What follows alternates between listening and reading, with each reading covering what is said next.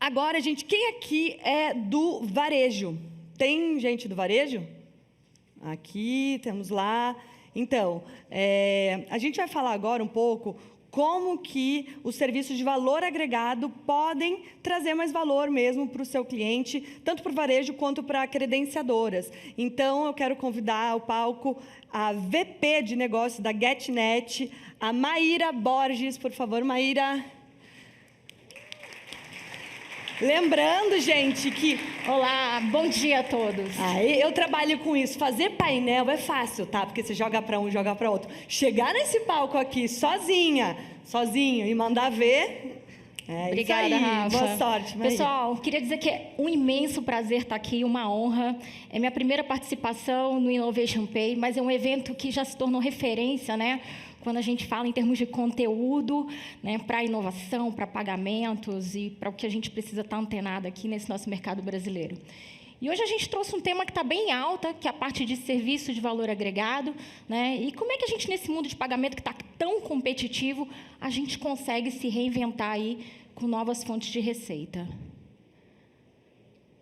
Aqui só um pano de fundo, acho que todo mundo já sabe, mas é de onde a gente parte para a nossa discussão, né? São as mudanças que a gente viveu recentemente no nosso mundo, né? De um mundo que era totalmente previsível para um mundo conectado, em rede e totalmente imprevisível.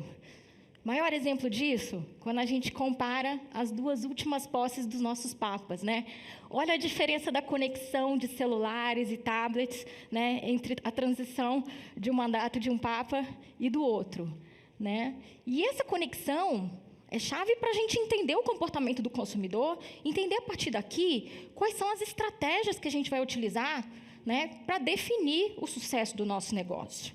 E quando a gente fala de estratégia, né, eu gosto muito de Potter, que é antigo, é da década lá de 80, mas que é muito válido por hoje, né? No mundo competitivo, a gente tem, de um lado, uma estratégia de custo, né, onde a gente briga por preço e destrói valor, e, do outro lado, a gente tem uma estratégia de diferenciação.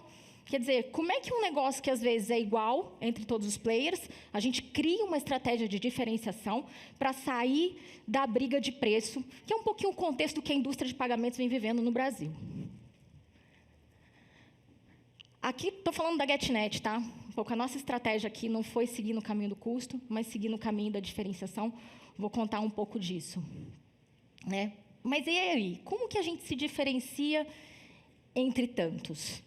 Quando a gente pega o conceito, né, de evolução de portfólio, a gente sempre parte de um produto básico, e aqui eu vou fazer um paralelo com o meu negócio, né, que é pagamentos, e quando a gente está falando de produtos básicos em pagamento, a gente tem o que é commodity hoje, que é alugar ou vender uma máquina, quer aceitar um pagamento de cartão de crédito ou de débito, quer fazer a antecipação dos recebíveis, né? E, num primeiro momento, essa indústria partiu para um modelo mais ampliado, ou seja, que outros serviços ou features eu consigo agregar, mas dentro do meu core. Às vezes, agilizar o pagamento, às vezes, melhorar um serviço, um autoatendimento, né? Então, a gente está falando de uma esfera de serviço de valor aqui ampliado. E hoje a gente vem contar uma próxima esfera, um próximo label dentro do portfólio de produtos e serviços, que é quando a gente fala de produto de serviço de valor agregado, né? Que são aqueles serviços que fogem do nosso core, mas que, ao mesmo tempo, complementam a nossa oferta de valor, né? Então, a gente está indo além do nosso core de pagamentos aqui, quando a gente pensa em estratégias de diferenciação, da gente fazer serviço de valor agregado. E por que isso é tão importante dentro desse contexto, né, da indústria de pagamentos no Brasil? Todo mundo sabe que até 2010 a gente tinha um duopólio, né, com altas taxas e baixa competição, por isso baixa inovação. Em 2010 o mercado se abre. O momento que a gente vive agora, são mais de 300 concorrentes no mercado de pagamentos, né, o que todo mundo conhece como guerra das maquininhas. O nosso serviço básico, que é alugar, cobrar taxa de débito e crédito, antecipar, virou commodity, né? As nossas receitas cada vez mais reduzidas, e para competir nesse mercado com rentabilidade, todo mundo tendo que se reinventar, né, e pensar em fontes diferentes. Então, é daí que esse contexto todo entra, e a gente fala que na indústria de pagamentos a gente está vivendo esse momento de explorar as estratégias de serviço de valor agregado para poder viver no varejo. Agora, como? Saímos do conceito e vamos pensar na prática. né? Como é que, na prática, a gente viabiliza uma estratégia de serviço de valor agregado? Primeiro passo aqui é a gente entender o segmento que a gente quer atuar, né? Porque o serviço que eu vou priorizar depende da dor e da necessidade do cliente que eu quero focar minha estratégia de atuação, né? Também pode ser multissegmentos, mas precisa ser distinto. Por exemplo, no caso da GetNet, né, nós somos uma empresa que faz parte do Grupo Santander, né? Santander é o nosso principal cliente, e o Santander é um banco que atua da pessoa física às grandes contas de atacado. Então, para a gente conseguir atuar junto ao Santander, a gente precisa ter estratégia de portfólio para todos os segmentos, né? Mas, dependendo da empresa, vale você focar o investimento num segmento só, né, e ter mais resultado em um só segmento do que tentar diluir investimento em todos os segmentos e não conseguir fazer uma estratégia de valor para todos eles. E aí, na prática, a gente pega, por exemplo, uma pessoa física, um microempresário aqui, né, onde a gente começou nesse mercado com um produto básico, né, que era a maquininha, o débito, crédito, antecipação.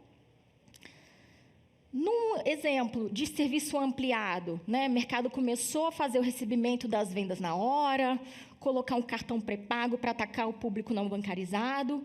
E que momento a gente está nesse mercado? O serviço de valor agregado indo para banking, que é um exemplo do que a gente fala, que sai do core do adquirente, sai do core do pagamento, mas que olha a necessidade do cliente, entende o que mais eu posso agregar no meu portfólio que seja complementar, né, e me ajude a construir um ecossistema. Então, aqui, um público que não era bancarizado, que precisa de uma conta digital, né, mas uma conta que, às vezes, tenha empréstimo, tenha um cartão, consiga ter algum rendimento, ou seja, algo que faça com que o cliente mantenha o dinheiro dele, o recebível dele nesse ecossistema ali, e eu consiga agregar valor no que eu estou oferecendo para ele. A pergunta que fica é, qual será o próximo label? Né? Toda evolução de serviço de valor agregado, em algum momento, se comoditiza. Né? Olhando para esse mercado, daqui, para onde a gente vai evoluindo nessa estratégia? Outro exemplo que a gente tem, a gente pega o mundo offline dos pequenos varejos, que também começou da mesma forma que o long tail, que passou por uma parte de agregar outros meios de pagamento dentro da própria maquininha. A maquininha aceita Pix, aceita QR Code, pagamento com wallets, né, que passou pela evolução da maquininha que é core, que antes era uma máquina que só fazia pagamento, né, ir para um conceito de Smart POS, agregar aplicativos e valores. E que agora a gente vê um movimento de mercado entre fusões e aquisições de parceiros, até mesmo da GetNet, né, onde a estratégia de portfólio evolui por outras necessidades que o PDV físico tem, né, como uma ferramenta de PDV, de emissão de nota fiscal, né, a parte de controle de estoque, uma própria solução de conciliação. É o momento que a gente vive hoje. E aí, qual será o próximo label nesse segmento também? Né? Vamos partir para um negócio de cripto? Vamos agregar alguma solução para a gestão de folha de pagamento dos funcionários? Ou seja, o que a gente pode colocar aqui para agregar nossa estratégia e se diferenciar nesse mercado? Último exemplo aqui, quando a gente fala dos pagamentos online. Né? Todo e-commerce começa com um serviço básico, que é você ter um checkout, uma solução de link de pagamento, onde você faça aceitação de cartões dentro do seu e-commerce. No mundo ampliado, né, essa indústria agregou split de pagamento, recorrência, facilidade de armazenar o cartão para fazer o one by click.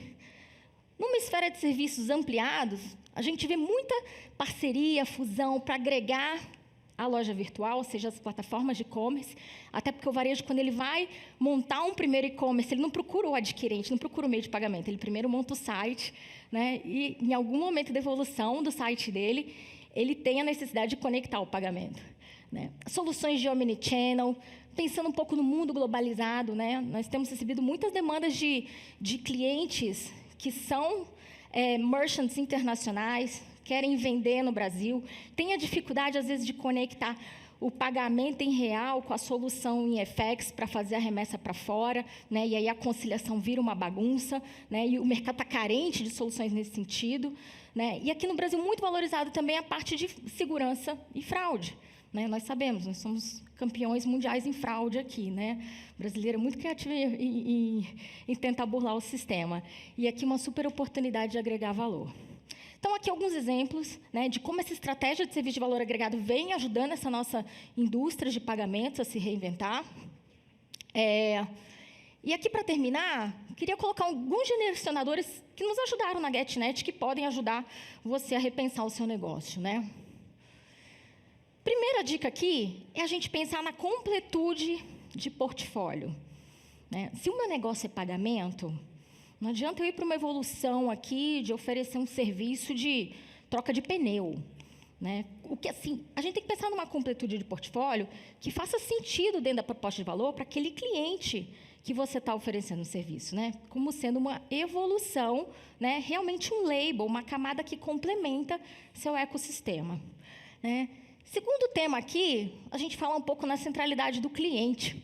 Porque muitas vezes a gente pensa no serviço de valor agregado, eu vou lançar mais isso aqui, ou eu vou fazer uma fusão com essa empresa para agregar isso no portfólio. Mas a gente esquece de checar o que o cliente realmente precisa, né? O que realmente é o serviço que está fazendo falta e vai resolver a dor lá na ponta.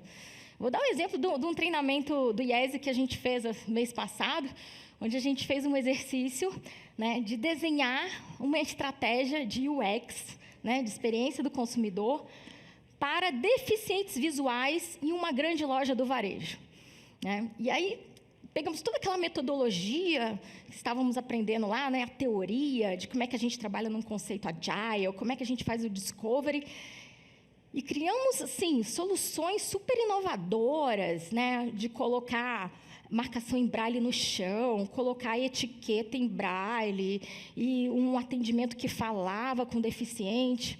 Terminamos de desenhar a estratégia. O pessoal falou assim, agora vocês vão validar essa estratégia com o cliente. E chamaram alguns deficientes visuais, né, para a gente poder fazer a experimentação da solução, né? O Omnichannel, tinha tudo lá. Gente, não era nada disso que o cliente queria. O cliente, todos os que a gente entrevistou, falou assim, eu não quero nada disso. Eu quero atendimento humano, né? Eu não quero comprar no e-commerce, porque no e-commerce os meus olhos, que são as mãos, eu vou perder essa experimentação. Eu quero ir na loja, eu quero tocar, né? Mesmo que eu, sendo deficiente, eu tenha essa dificuldade de me deslocar até a loja. Então, para mim, assim, o maior exemplo de assim, pensar primeiro no cliente, para depois a gente definir o que a gente quer fazer de portfólio.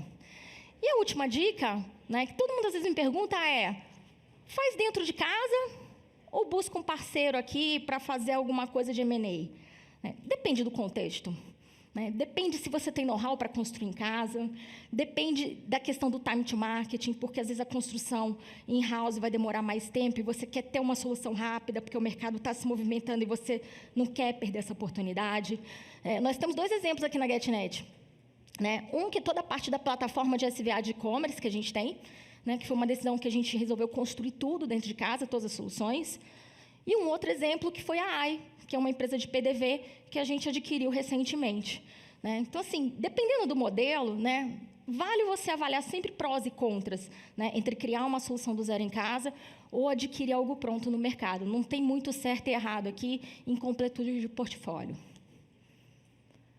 Bom, pessoal, era isso, Espero que tenha agregado um pouco mais aqui de conhecimento nessa manhã de vocês, Deve estar todo mundo aqui já esperando o almoço aqui, não vou me estender mais, mas deixo meus contatos, tá? Prazer imenso, se quiserem continuar essa conversa depois, no café ou no almoço, estou super à disposição. Obrigada.